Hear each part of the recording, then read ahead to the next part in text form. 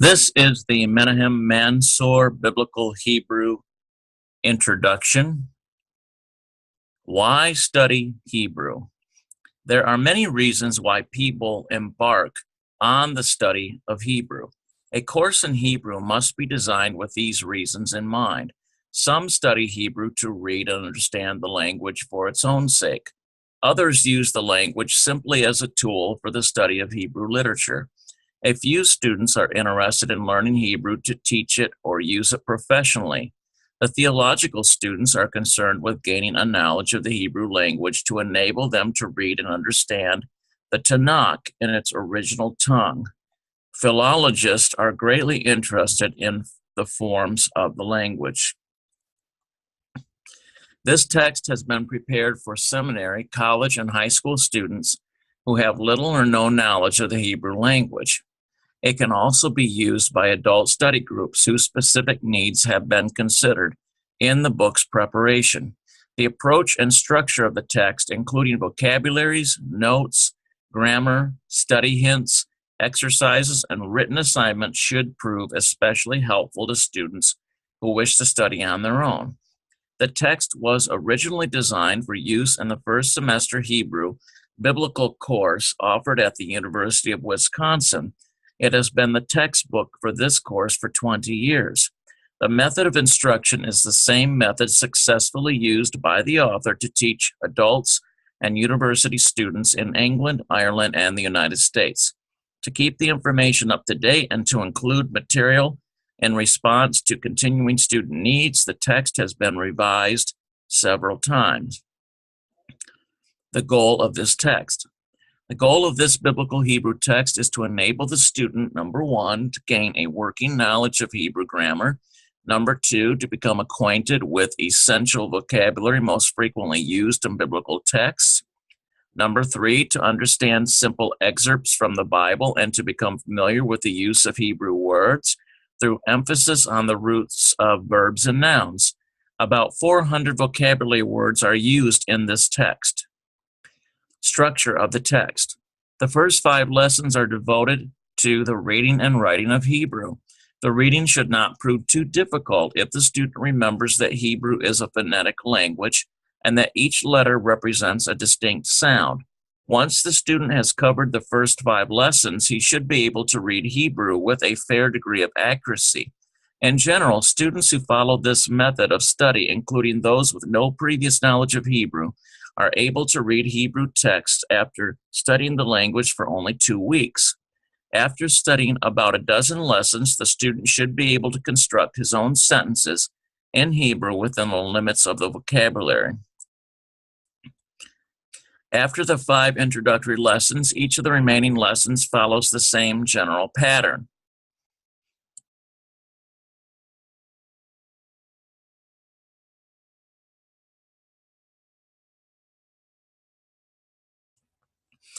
Number 1, vocabulary. Number 2, grammar and notes, including examples. Number 3, biblical word list of the words most frequently used in the Bible. Number 4, study hints to help the student work out the lessons. Number 5, exercises to develop writing and translating skills, which are essential to a real understanding of Hebrew. It is important to learn the roots of Hebrew words, since the knowledge of one root in Hebrew may mean knowledge of several related words. Similar English concepts and words are often derived from different verbal roots, yet they may correspond in meaning to Hebrew words that are derived from one single root. In Hebrew, for example, to bear, such as a child, to beget, boy, girl, generation, and kindred are all derived from one root, YLD, to bear. The corresponding English words, of course, are derived from a number of roots. Since from its earliest beginnings, Hebrew was a language with an alphabet composed only of consonants, it is easy to read Hebrew of any period, whether biblical, rabbinical, or modern. The difference between the Hebrew of the book of Genesis, for instance, and the Hebrew of a modern writer is far less than the difference between Shakespeare's English and the English of George Bernard Shaw. As you study the text, make a practice of reviewing past lessons. Some exercise sections contain review exercises. Study them carefully. As you enlarge your vocabulary, you may find it helpful to make your own system of flashcards, or you may want to jot down each new word and continuously review your vocabulary. Method of learning. Read each lesson section by section. Never begin a new lesson until you are sure that you know the contents of the previous one. Thoroughly master the vocabulary at the beginning of each lesson. Test your understanding of the vocabulary again before you do the exercises. Study the material in the grammar and notes section and then carefully read the study hints. When you feel that you understand the entire lesson, begin the exercises to benefit most from the text. Do all of the exercises either orally or in writing. If you wish to pursue Hebrew grammar further, the author recommends Jacob Weingreen's Practical Hebrew Grammar, Oxford University Press. Key to Biblical Hebrew Step by Step, a special key covering all written exercises in this book is available, and I will include that as well in this section of videos. Lesson 1, a brief survey of the Semitic languages. Hebrew belongs to a great family of closely allied languages known as the Semitic languages, spread throughout Western Asia, including Arabia and Northern Africa. The word Semitic is derived from Shem, the name of one of Noah's sons. See Genesis 6:10. It is a convenient rather than a scientific term adopted by scholars. Other Semitic languages have been discovered during the last 100 years, such as Akkadian, a common name for Assyrian and Babylonian, and Ugaritic, akin to Hebrew and very important for biblical research. A basic knowledge of Semitic languages is very important for the mastery and research in Hebrew. Many peculiarities and grammatical forms in one Semitic language can often be explained only by analogy with other Semitic languages, of which there are 5 main branches: Hebrew, Arabic, Aramaic, Akkadian, and Ethiopic. See Table 1, the chart of the Semitic languages. Of the ancient Semitic languages, only Hebrew and Arabic are spoken today. The principal peculiarities the Semitic languages have in common are, number 1, guttural or laryngeal letters with special sounds. Number 2, 3 root letters for almost all verbs and nouns. Number 3, meaning dependent on form or pattern of words. Number 4, pronominal suffixes to nouns, verbs, and prepositions, and some common basic consonantal vocabulary. For example, a-b, father, y-d sound, hand, b-y-t sound, house, k-t-b sound, right. Table chart of the Semitic languages. And so Semitic languages, on the eastern branch, we have Akkadian, Assyrian, Babylonian. On the western branch, we have the southwest group, which is Ethiopic, Ge'ez, Tigray, other dialects, Arabic dialects. The northwest group branch, we have Ugaritic, Canaanite Phoenician dialects, Hebrew, Aramaic. Under the Aramaic branches, we have Western Aramaic, Judeo-Palestinian, Biblical Samaritan dialects, and the eastern branch of Aramaic, we have Judeo-Babylonian, Syriac, and other dialects. Okay, the Shrine of the Scrolls, the white cupola and the black basalt wall represent the war of the sons of light against the sons of darkness, described in one of the Dead Sea Scrolls that are preserved in the shrine.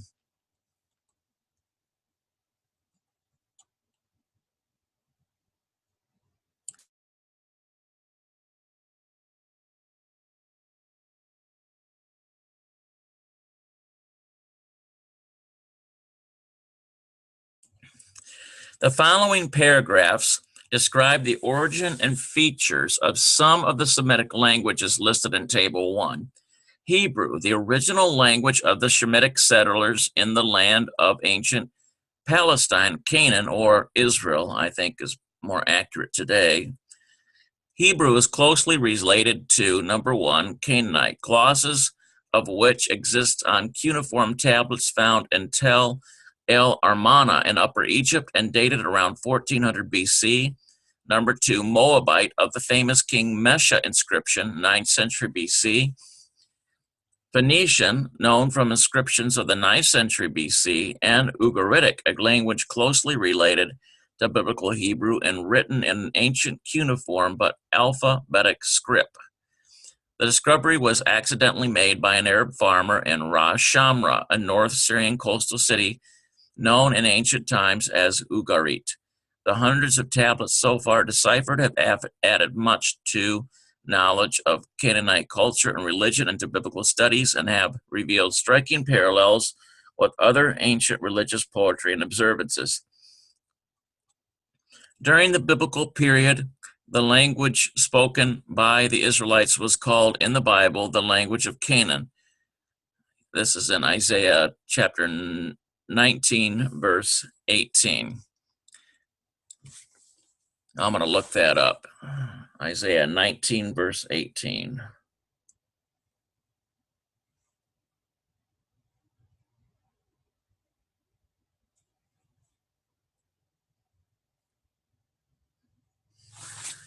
Isaiah chapter 19, verse 18. In that day, 5 cities in Egypt will speak the language of Canaan and swear allegiance to Jehovah Elohim.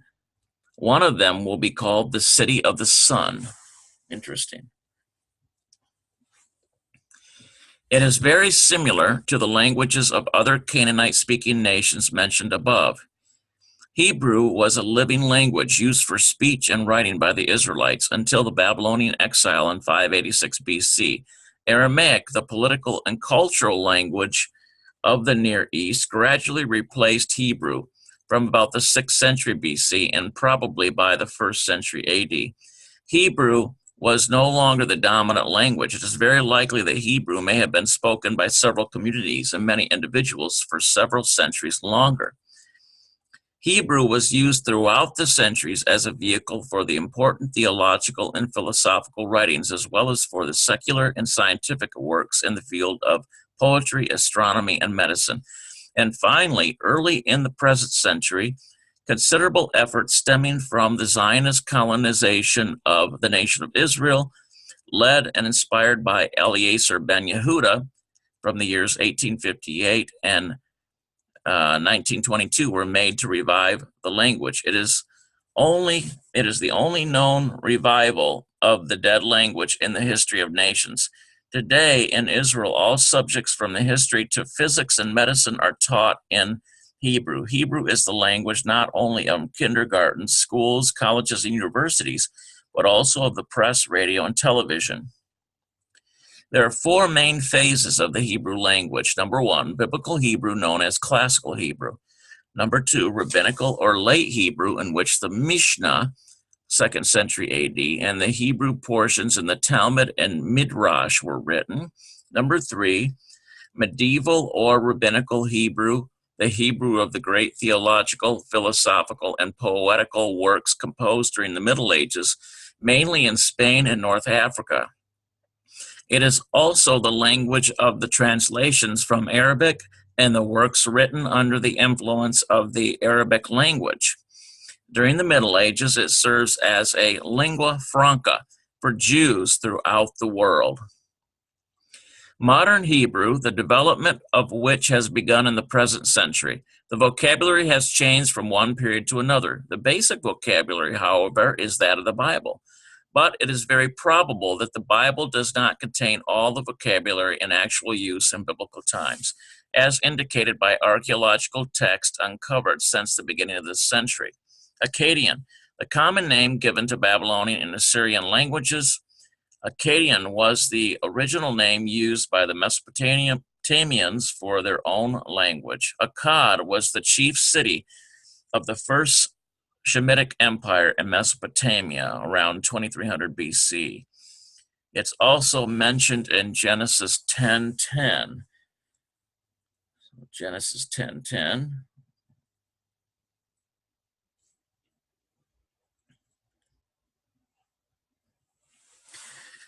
Genesis 10:10. And the beginning of his kingdom was Babel, and Erech, and Akkad, and Calneh in the land of Shinar. Before 4000 BC, Mesopotamia was already inhabited by the Sumerians, a non-Semitic people who had attained a high degree of civilization. The Babylonians and Assyrians adopted the cuneiform writing of the Sumerians for their own Semitic speech. Akkadian was superseded by Aramaic from about the 1st century BC. Aramaic, a group of dialects first known from inscriptions of the late 10th or early 9th century BC. In a phenomenal wave of expansion, Aramaic spread over Palestine and Syria and large tracts of Asia and Egypt, replacing many languages, including Hebrew and Akkadian. For about 1,000 years, it served as the official and written language of the Near East. At the time of Yeshua, the language of Palestine was generally Aramaic. Hebrew had become the property of the learned. The actual words of Yeshua, for instance, those quoted in Mark 5:41 and 7:34. Okay, Mark 5:41.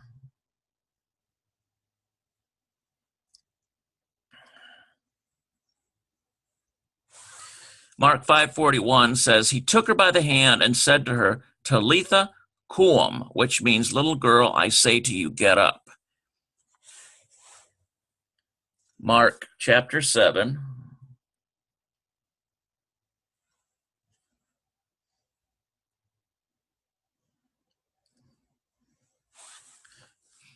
Mark chapter 7:34. Yeshua looked up to heaven and with a deep sigh said to him, Ephphatha, which means be opened.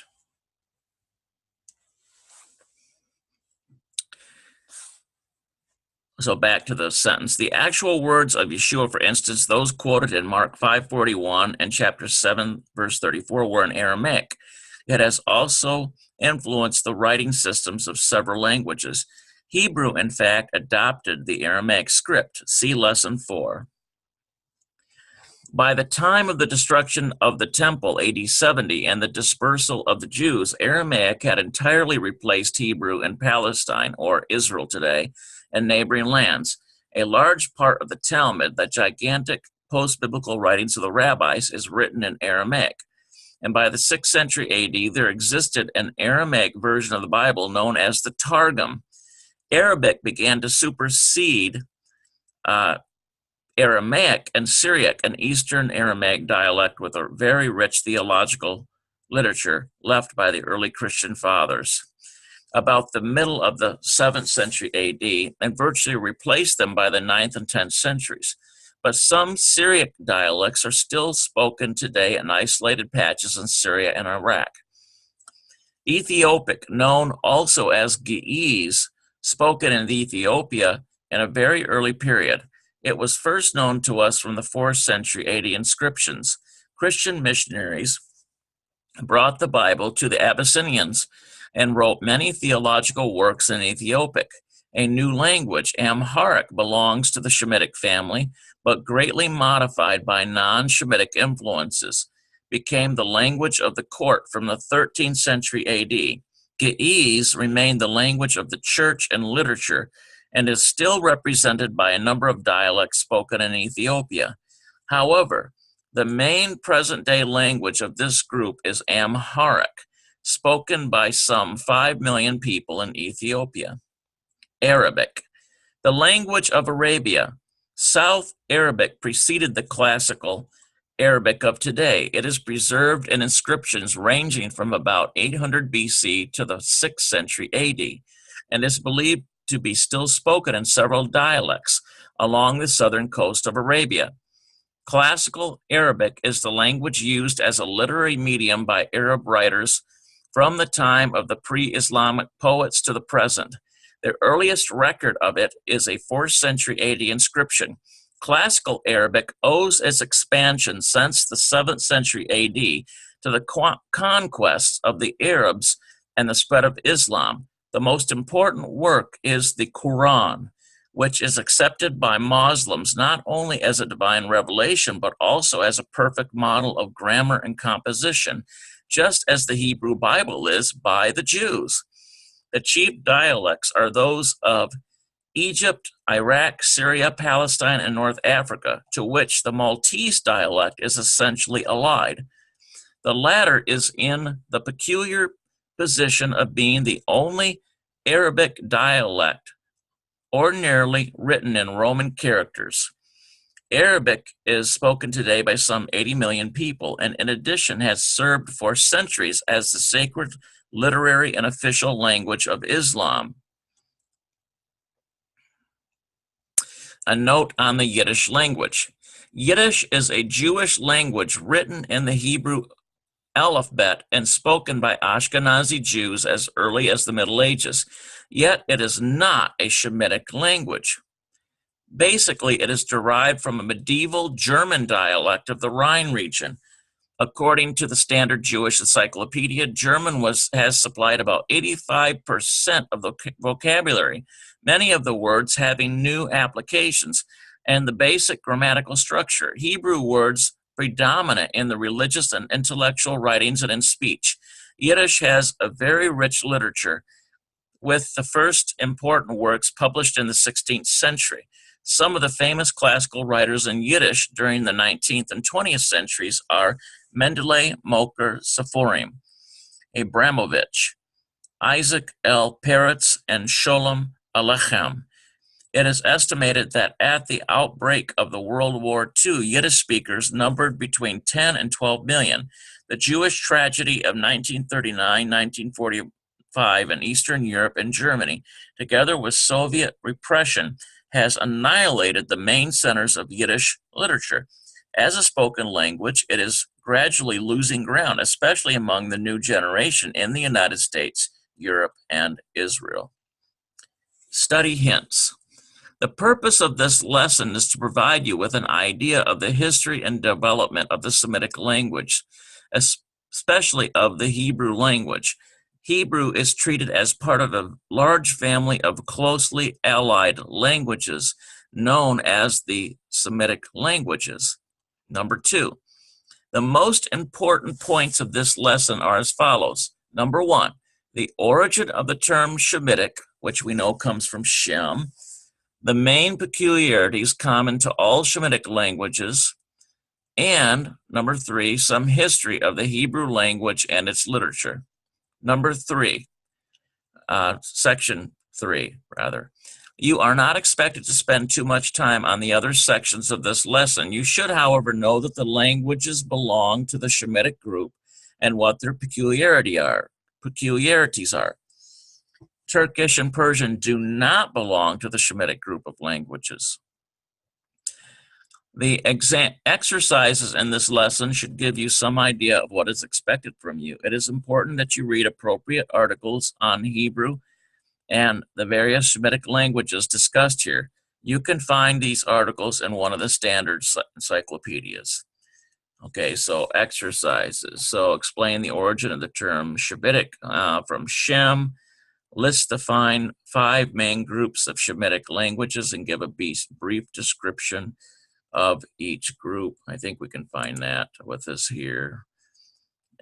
So I think got Aramaic, Hebrew, Ethiopic, Arabic, I think was in there. Maybe Ugaritic. I think that's found on this here. Okay, the most important points of this lesson are as follows. Number 1, let's go down to exercises. C, what are the main peculiarities the Semitic languages have in common? I think these 3-letter roots is what they're talking about. They just, in Hebrew, for example, to bear, you've got these 3-letter roots. It's one of those peculiarities. See. D, list 8 of the Semitic languages or dialects. Okay, we can go up here and get those.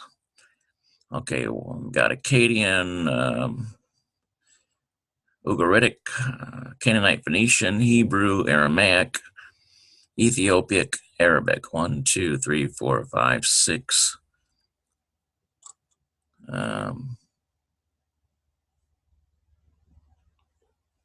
Several of them here. There's 8 of them that connect to the Shemitic languages main family. Okay, let's see. Discuss the 4 phases of the Hebrew language. Okay, I think that was discussed earlier. Let's see here.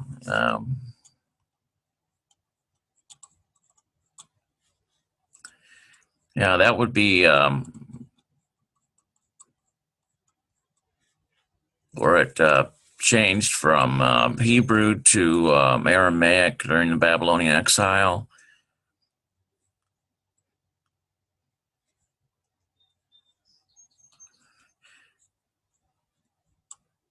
There we go. 4 main phases of Hebrew language. So biblical Hebrew, known as classical Hebrew. Number 2, rabbinical or late Hebrew, in which the Mishnah, 2nd century AD, and the Hebrew portions in the Talmud and the Midrash were written. Number 3, medieval or rabbinical Hebrew, the Hebrew of the great theological, philosophical, and poetic works composed during the Middle Ages, mainly in Spain and North Africa. It is also the language of the translations from Arabic and the works written under the influence of the Arabic language during the Middle Ages. It served as a lingua franca for Jews throughout the world. Number 4, modern Hebrew, the development of which has begun in the present century. The vocabulary has changed from one period to another. Base vocabulary, however, is that of the Bible. It's very probable the Bible does not contain all of vocabulary and in actual use in biblical times, as indicated by archaeological texts uncovered since the beginning of the century. Okay, so there's the main 4 things there. Write 2 to 4 lines on each of the following. Okay, so that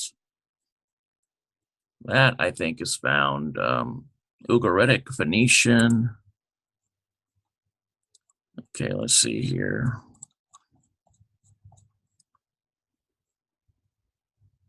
Ugaritic. There's Akkadian. There's Akkadian there. There's Aramaic. Ethiopian. We went over that. Arabic, of course, the Muslims are speaking Arabic today.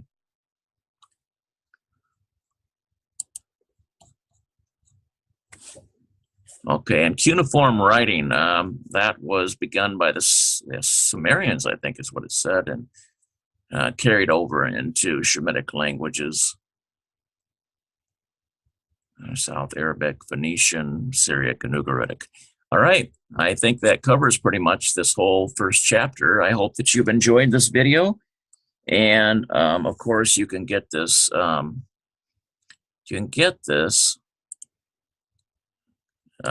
Here. This is